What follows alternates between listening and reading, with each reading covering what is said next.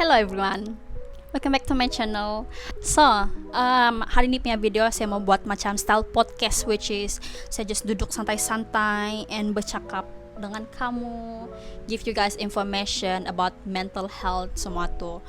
Okay, so as you guys can see by the title, hari ini saya mau buat macam mana kamu mau dapat bantuan profesional untuk mental health kamu. Sebab saya tahu bila kita mau search di internet, bila kita ada masalah, bila kita dalam masalah yang kita kerisauan, kita rasa macam mental kita ada masalah sudah macam tu. Bukan maksud saya gila, bukan gila. Macam kita ada masalah yang kita betul rasa depressed, rasa terlampau risau semua tu sampai mengganggu kehidupan seharian kita. Kita akan mau cari cara macam mana mau dapat tu bantuan. Tapi selalu yang kita jumpa, bantuan yang kita jumpa, orang akan cakap, you should exercise more, you should pray to God more, you should eat more, you should eat healthy, you should sleep more, bla bla bla bla bla. Banyak yang bagi suggestion macam tu, tapi kita tidak dapat tu yang betul-betul punya bantuan. Contoh bantuan macam kita mau jumpa dokter pasal kita punya sakit, macam mana kita mau start medication, macam mana kita mau start jumpa terapi. Kita tidak jumpa cara-cara macam mana mau dapat. So hari ini inilah saya mau punya video, saya mau bagi tahu apa yang kamu boleh buat untuk dapat professional mental health gitu. Anyway, sorry kalau saya terlampau laju bercakap, and sorry kalau kamu tidak paham apa saya cakap. Saya try untuk explain bani. Saya mau bercakap macam saya bercakap sama kawan saya. Kalau kamu ada apa-apa yang kamu mau tanya, kamu tidak paham, just leave the comment down below. Saya akan jawab. Okay, saya akan jawab tuh. Jangan risau. Rambut saya comel. Okay, so sambung cerita.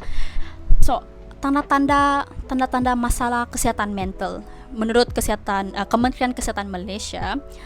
First, kamu cepat marah, kamu cepat meradang, even a small things buat kamu meradang berhabis macam tu. Then letih lesu, macam mana kamu tidur banyak pun, kamu makan healthy food ke apa, kamu rasa betul-betul penat. Itu tanda-tanda yang kedua. Tanda yang ketiga, kerisauan yang berlebihan. Benda belum jadi tapi kamu sudah risau. Macam tu. Nombor 4, perubahan personality yang ketara. Contoh dia macam dari kau jenis yang introvert, dari kau yang jenis extrovert, suka bersosial, tiba-tiba kau jadi orang yang pendiam, tidak mau bercakap. Macam tu. Contoh. Then keresahan yang teruk. Itulah risau lah yang teruk, yang terlampau resah, terlampau yang anxious, kerisauan, keresahan. So, next, perubahan selera makan. Perubahan selera makan ini terjadi sama saya dulu. Dari berat saya yang almost 50 terus jatuh pergi 42. Time tu. Itulah contoh dia. Betul berat kamu betul mengurang, boleh nampak fizikal kamu pun makin mengurus. Dan yang paling teruk, memikirkan atau bercakap tentang bunuh diri. This part yang this part lah kamu patut pergi jumpa professional help sudah. Sebab baru fikir, lama-lama makin teruk. Jadi sebelum dia makin teruk, buatlah apa yang patut dulu. Dan tingkah laku agresif, tiba-tiba jadi panas baran, tiba-tiba mau tumbuk orang, tiba-tiba kuat melawan. Dari yang orang yang diam-diam tiba-tiba jadi kuat melawan. Itulah antara tanda-tanda masalah kesehatan mental. Okay, so jadi sekarang lah saya mau cakap pasal macam mana kamu mau dapat bantuan profesional di hospital, di klinik swasta, klinik kerajaan. Okay, so steps dia yang pertama ialah pergi klinik yang terdekat. Kalau saya pergi klinik Menggatal, sebab itu yang klinik paling dekat saya sama sayangan. Saya pergi sana, masa dekat kaunter tu saya bagi tahu yang saya mau buat mental health check up. Saya rasa macam saya ada mental illness, saya cakap macam tu. Then dia bagilah surat semua. Dia tulis apa-apa something dalam tu kertas untuk kau bagi sama doktor. Dan masa kau jumpa doktor tu adalah tu doktor tengok-tengok tu kertas. So paling bagus lah sebelum kamu pergi klinik, buat dulu DASS test, DASS test di online ada. Make sure masa kamu jawab tu soalan, kamu jawab dengan jujur sepanjang 2 minggu yang ke belakang. Contoh macam saat hari ni kamu pergi klinik, kamu tengok yang hari ke belakang tu 2 minggu tu, apa mood kamu jadi? Kamu rasa lebih cepat panas baran, maka kamu susah tidur ke apa? kamu jawab tuh DAS test dengan baik. Dan lepas kamu jawab online test, kamu screenshot and save dia. Oke, selupa pula bagi tahu yang kalau pasal tuh DAS test, bila kamu sudah buat tuh DAS test dan kamu dapat kamu punya keputusan peratus kamu punya depression, anxiety dengan stress, kamu jangan dulu self diagnose yang terus kamu terpikir yang saya sakit, saya punya depression tinggi, maksudnya saya ada depression, anxiety saya tinggi, maksudnya saya ada anxiety. Jangan kamu self diagnose. Kamu itu yang kena bagi itu just as untuk rujukan sama dokter. Oke? Ingat, jangan self diagnose. Next, yang kedua, masa jumpa dokter. Masa kamu jumpa dokter tuh, dokter akan tanya soalan about macam mana pola tidur kau. Dia tanya selera makan kau oke kah tidak, berat kau sekarang macam mana, oke kah berat kau mengurang, menaik, macam tuh. Your condition, dia tanya kau, do you feel depressed, do you feel stressed, susah tidur, start losing interest in in things that you used to like, macam tuh. Ini masa juga kamu bagi tu dokter tengok kamu punya DAS test. But kalau kamu belum buat tu DAS test dari rumah, dokter akan bagi satu kertas DAS test. Dia akan bagi kamu buatlah. And tu saya cakap tadi lah, jawab dengan betul. Then nomor 3, medical check up. Lepas dokter sudah tanya kamu banyak soalan, dia akan refer kita pergi buat medical check up. So kenapa mau buat medical check up? So, sebab sometimes kan symptoms yang kita rasa tuh dia ada kaitan dengan penyakit lain.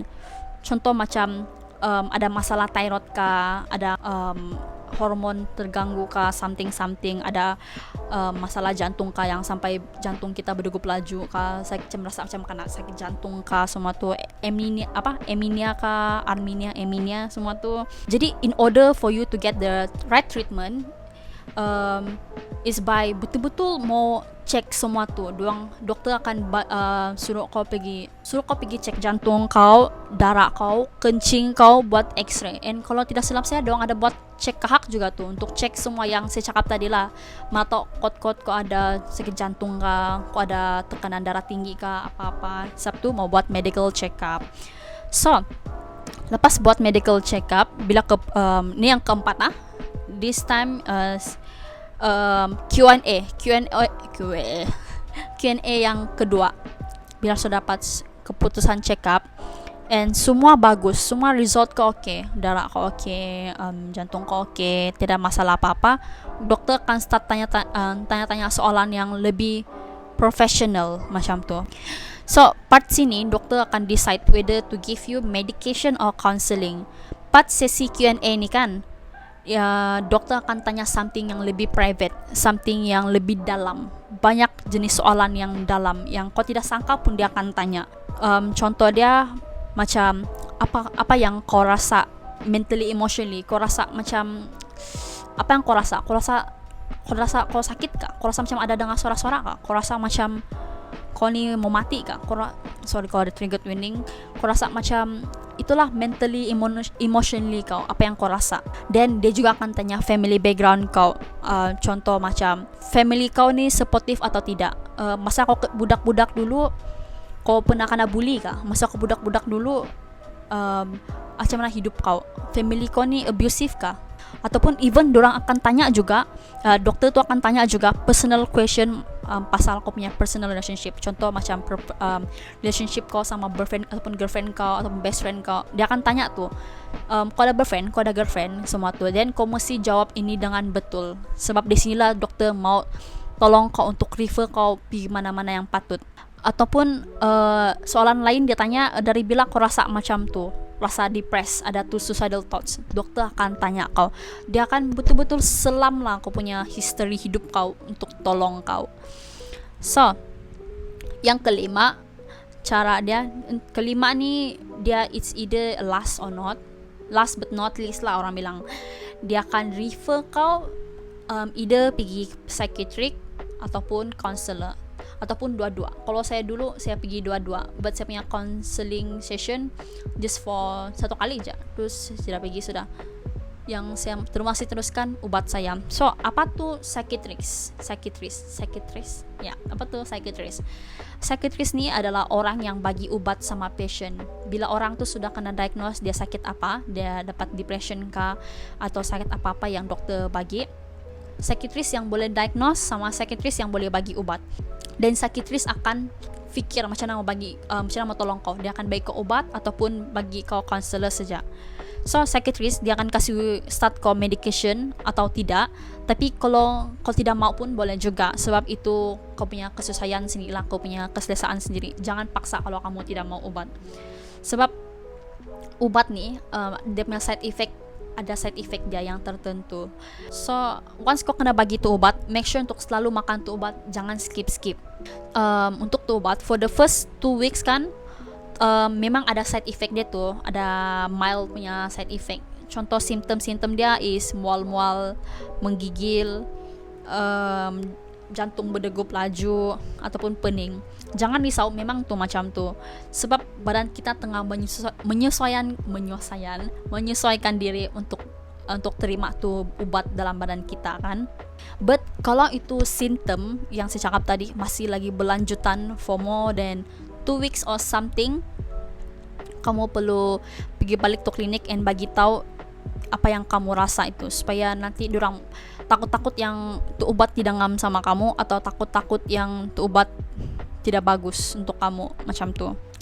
Jangan bila kamu start medication, jangan sesuka hati stop tanpa ada approval dari psikiatris.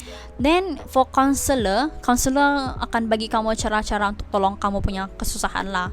Macam contoh kamu susah tidur kah, macam mana mau prevent kau daripada self harm, itulah, and you punya suicidal thoughts semua tu. So basically psikiatris ni orang yang bagi obat, orang yang bagi diagnose, dan counselor ni orang yang tolong kau, bagi kau cara. Contoh macam saya psikiatris, saya start sama medication, saya ada dua obat sekarang, and counselor ni dia bagi saya cara, dia tolong saya macam mana mau tidur dengan nyenyak di waktu malam.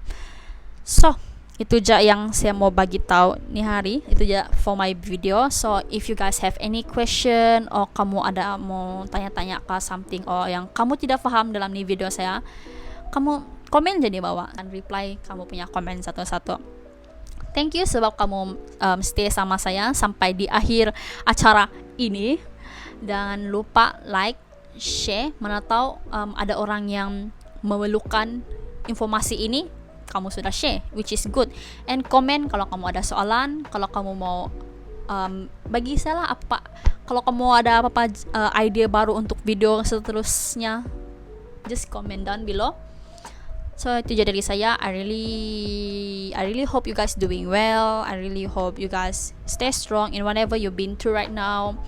God bless you all. Bye. And also, for those yang lebih arif pasal yang saya cakap nih about this topic, kalau ada dalam nih video saya salah cakap kah, saya salah bagi informasi kah, please tolong saya betulkan saya punya kesalahan saya tuh dengan bagi tahu saya di komen, ataupun kamu boleh chat saya di media sosial saya, ataupun kamu boleh email saya and bagi tahu saya apa yang patut saya kasih betul supaya orang lain tidak tersalah macam tuh, supaya saya tidak bagi informasi yang salah. Because dalam ni video ni, apa yang saya cakap dalam ni video ni, it is based on my own experience, and also it is based on my own saya buat sendiri punya kajian. Saya pelan-pelan cek, saya tengok orang lain punya video di YouTube, cerita dorang sendiri, pengalaman dorang sendiri, dan saya kasih masuk dalam ni video. So kalau ada salah apa-apa yang tersilap cakap dalam ni video, sorry, and I really hope kamu yang lebih arif dapat tolong saya untuk kasih betul dia. Okay, itu jalan dari saya. Bye. 1, 2, 3, funky.